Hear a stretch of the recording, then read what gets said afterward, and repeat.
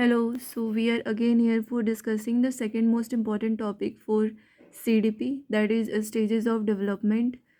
So there are four stages of development: infancy, early childhood, later childhood, and the last one is adolescence.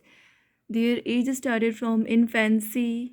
Infancy start from the birth to 2 years, early childhood from 2 years to 6 years, later childhood from 6 to 12 years, and the last one adolescence from 12 to 18 years. It is different from the Piaget stages of development. So here we discuss each one characteristic. First one is infancy. Infancy में बच्चे का physical growth बहुत ही ज़्यादा rapid होता है. उसमें development, उसके brain का डेवलपमेंट होता है इस ईयर्स में बहुत ही जल्दी. तो इसीलिए इस एज में न्यूट्रिशन का खास ध्यान रखा जाता है. और बच्चे इस एज में बहुत ज़्यादा सोते भी हैं क्योंकि उनके अंदर फिजिकल ग्रोथ काफ़ी रैपिडली हो रहा होता है, तो इस वजह से उनको नींद बहुत ज़्यादा आती है. सेकंड है सेंसरी एंड मोटर डेवलपमेंट. यहाँ पे सेंसरी एंड मोटर डेवलपमेंट शुरू हो जाता है. सेंसरी मीन्स बच्चे जो होते हैं, छोटे बच्चे, वो किसी चीज़ को टच करके अपने सेंस ऑर्गन्स का यूज़ करके उसको एनालाइज करते हैं ये क्या चीज़ है. उसको देखेंगे, उसको टच करेंगे, फिर उसको टेस्ट भी करते हैं ताकि उसको पता चले कि हाँ ये ऑब्जेक्ट है क्या. ये मोटर डेवलपमेंट क्या होता है, तो वो बहुत ही ज़्यादा अपने हाथ पैर को बहुत ही मूव करते हैं रैपिडली. एंड थर्ड है emotional attachment with parents. Infancy age में सिर्फ और सिर्फ इमोशनल अटैचमेंट अपने पेरेंट्स से होता है, या कुछ कुछ केसेस में ऐसा भी होता है कि जो उसके साथ सबसे ज़्यादा रहते हैं फैमिली मेम्बर्स, उनके साथ भी उनका अटैचमेंट हो जाता है. हो सकते हैं उनके ग्रैंड मदर, उनके ग्रैंड फादर, बट वो अनजान लोगों के पास अपने आप को इनसिक्योर महसूस करता है. अगर वो अपने पेरेंट्स से दूर कहीं जा रहे हैं, किसी और के गोद में चला गया, तो वो तुरंत रोना शुरू कर देता है क्योंकि उसको वहाँ पे अनसेफ फील होता है. सेकेंड है अर्ली चाइल्डहुड. अर्ली चाइल्डहुड में क्या होता है, तो there is language development in this age, this stage. And language development से मतलब समझ सकते हैं कि शुरू में बच्चा बस क्विंग करता है, हाँ इस तरह से करेगा. या फिर उसके बाद उसका स्टेज होता है जो दो कॉन्सोनेंट को लेकर ब द ऐसा बोलना शुरू करता है, फिर एक वर्ड बोलना शुरू करता है. तो इस तरह से बच्चे का लैंग्वेज डेवलपमेंट इस स्टेज तक हो जाता है, बच्चा बोलना सीख जाता है. एंड सेकंड है प्ले इज़ वेरी इंपॉर्टेंट. ये अर्ली चाइल्डहुड में उसका खेलना बहुत ज़्यादा इंपॉर्टेंट होता है. उनका पेयर से कनेक्शन हो जाता है. अपने एज के बच्चों के साथ वो खेलना पसंद करते हैं और उनके साथ अपनी चीज़ें, अपनी बातें शेयर करना पसंद करते हैं. एंड थर्ड है ईगो सेंट्रिक थिंकिंग. इसमें ये है कि उनको ऐसा लगता है कि जो हम सोच रहे हैं वही सही है. वो दूसरे के पॉइंट ऑफ व्यू को कभी नहीं समझते. वो खुद को, उनको लगता है कि जो चीज़ें मेरे को सही लग रही है वही सही होगी, जो दूसरे बोल रहे हैं वो सही नहीं है. थर्ड है लेटर चाइल्डहुड. ये जो है वो इसमें बच्चे का लॉजिकल थिंकिंग डेवलप हो जाता है. मतलब लॉजिकली बच्चा अब सोचना शुरू कर देगा. लॉजिकल थिंकिंग मीन्स जैसे 6 इज़ ग्रेटर देन 5, तो इसका रिवर्स भी हो सकता है कि 5 इज़ लेस देन 6. तो इस तरह से वो लॉजिकली सोचना शुरू कर देते हैं. सेकंड है सोशल स्किल्स इम्प्रूव हो जाती है. अब वो दूसरों लोगों से अच्छे से कम्युनिकेट कर सकता है, अपने टीचर से कम्युनिकेट कर सकता है, अपने बड़ों से भी बात कर सकता है अच्छे से. इस एज तक आते आते वो जो तोतलापन है उनकी आवाज़ में वो ख़त्म हो जाती है. तो यह सोशल स्किल्स उनका इम्प्रूव होता है, वो इंटरेक्शन करना शुरू कर देते हैं. एंड थर्ड पॉइंट है इंटरेस्ट इन ग्रुप एक्टिविटीज़. और इस एज में इनका ग्रुप एक्टिविटीज़ में इंटरेस्ट बहुत ज़्यादा हो जाता है. वो खेलना पसंद करते हैं अपने एज के ग्रुप के बच्चों के साथ. वो अलग अलग चीज़ों में पार्टिसिपेट करते हैं जहाँ भी उनका इंटरेस्ट है. फोर्थ है adolescence. It started from 12 years और 18 ईयर्स तक होते होते एडोलेसेंस जो है वो, यहाँ बच्चे जो है वो एडल्ट बन जाते हैं. तो 18 ईयर्स तक ये ख़त्म हो जाता है. तो इसमें चेंजेस क्या होते हैं, तो सबसे पहले प्यूबर्टी चेंजेस होता है. प्यूबर्टी चेंजेस उनके फिजिकल चेंजेस से रिलेटेड है. बॉय का जो चेंजेस है जो प्यूबर्टी के ड्यूरिंग होता है, ये गर्ल्स का चेंजेस होता है प्यूबर्टी के ड्यूरिंग. तो ये सारे चेंजेस इसी स्टेज में देखने को मिलती है. सेकंड है यहाँ पे इमोशन इनस्टेबिलिटी.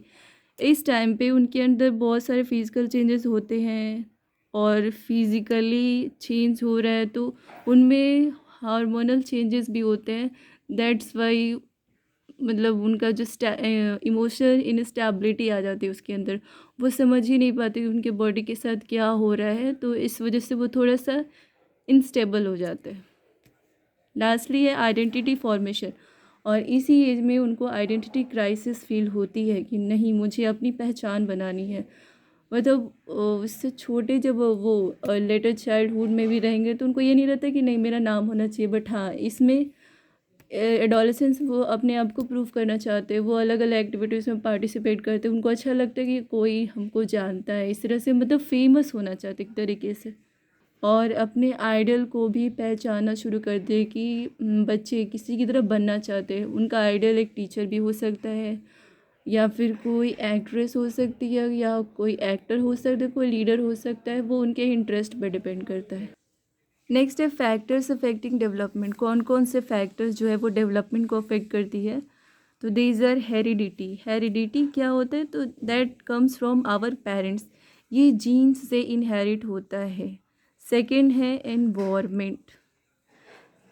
इन्वायरमेंट में हमारा जो घर का इन्वायरमेंट हो गया, घर के लोग कैसे हैं, या स्कूल में लोग कैसे हैं, या फिर सोसाइटी के लोग कैसे, ये सारी चीज़ें जो है वो इन्वायरमेंट में आती है।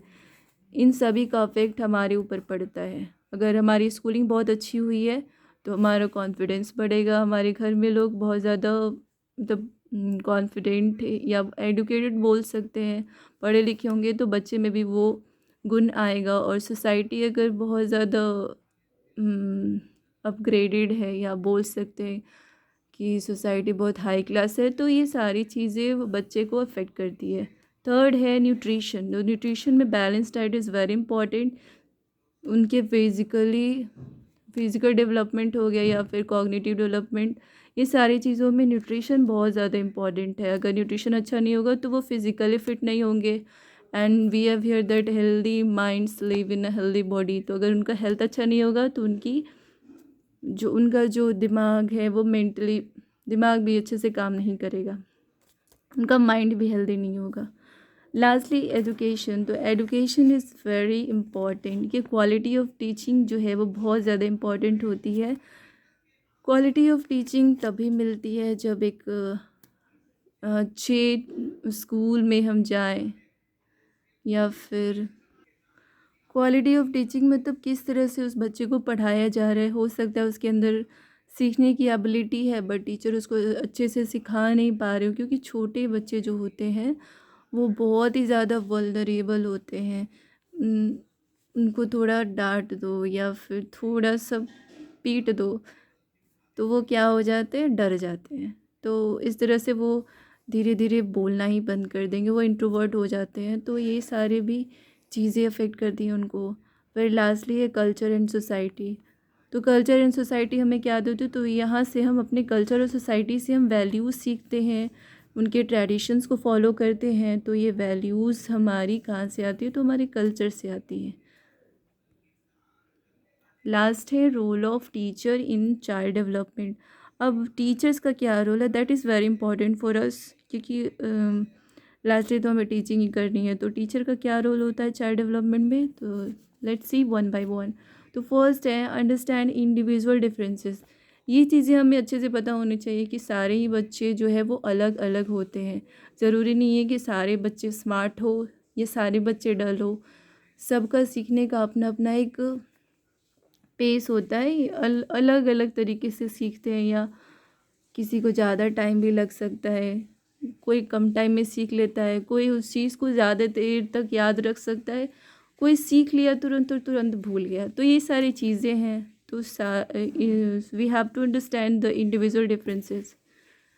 सेकंड है प्रोवाइड सपोर्टिव इन्वायरमेंट, और सभी बच्चों को एक सपोर्टिव इन्वायरमेंट प्रोवाइड कराना ये हमारे रिस्पॉन्सिबिलिटी है, ताकि वो कुछ भी उनको प्रॉब्लम हो रही है, या तो पढ़ने से रिलेटेड, या फिर उनका कोई और भी पर्सनल प्रॉब्लम भी हो सकता है, कुछ भी हो तो वो शेयर कर सके।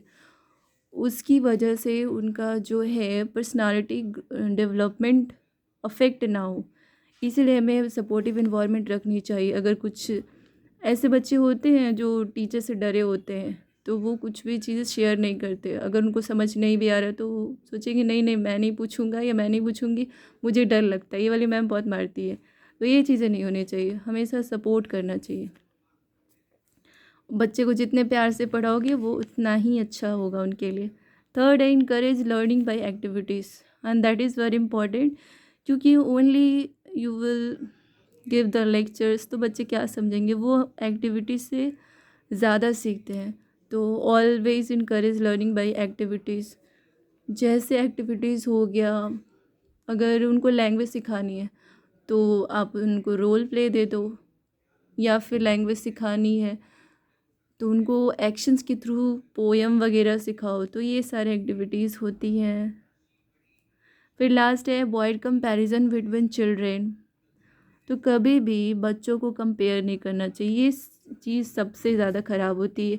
इनफैक्ट ये हमें भी पसंद नहीं है कि दो लोगों किसी के बीच में अगर कंपैरिजन हो रहा है तो ये चीज़ें इनडायरेक्टली या डायरेक्टली उनको अफेक्ट करती ही करती है। और लास्टली है यूज़ चाइल्ड सेंटर्ड अप्रोच। और हमेशा जो भी अप्रोच हमारी होनी चाहिए वो बच्चे को ध्यान में रखने के होनी चाहिए कि हाँ इससे बच्चे को कोई नेगेटिव इफेक्ट ना पड़े, वो उनकी भलाई के लिए हो। तो हमेशा ही जो भी अप्रोच होगा हमारा वो चाइल्ड सेंटर्ड होगा, और हम बच्चे को जितना ज़्यादा से ज़्यादा इन्वॉल्व करा सके पढ़ने में तो उनके लिए उतना ही अच्छा है। एक टीचर आते हैं बस लेक्चर दे के चले जाते हैं या लेसन ले लेते हैं कि हाँ हमने ये चैप्टर पढ़ा दिया, बट इम्पॉर्टेंट तो ये है ना कि उस चैप्टर से कितने बच्चों ने कितना सीखा, दैट इज़ मोर इम्पॉर्टेंट। बस पढ़ाना इम्पॉर्टेंट नहीं होता है, स्टूडेंट्स कितना सीख रहे हैं वो इम्पॉर्टेंट होता है। तो लास्टली टीचर्स को एक सपोर्टिव इन्वायरमेंट रखना चाहिए, और बच्चे को एक्टिविटीज़ के लिए इनकरेज करना चाहिए। कभी भी दो बच्चों के बीच में या दो क्लासेस के बीच में भी कंपैरिजन नहीं करनी चाहिए। लास्टली चाइल्ड सेंटर्ड अप्रोच हमारा होना चाहिए। एंड सीटेड का फेवरेट जो टॉपिक होता है वो हमेशा focus on needs and interest of child.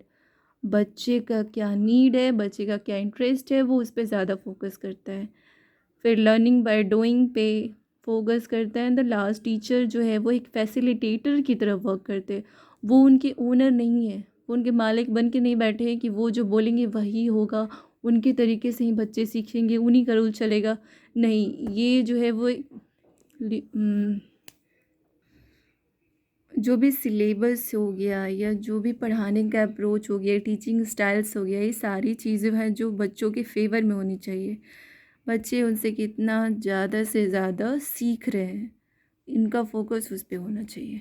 तो दैट्स ऑल फॉर टुडे।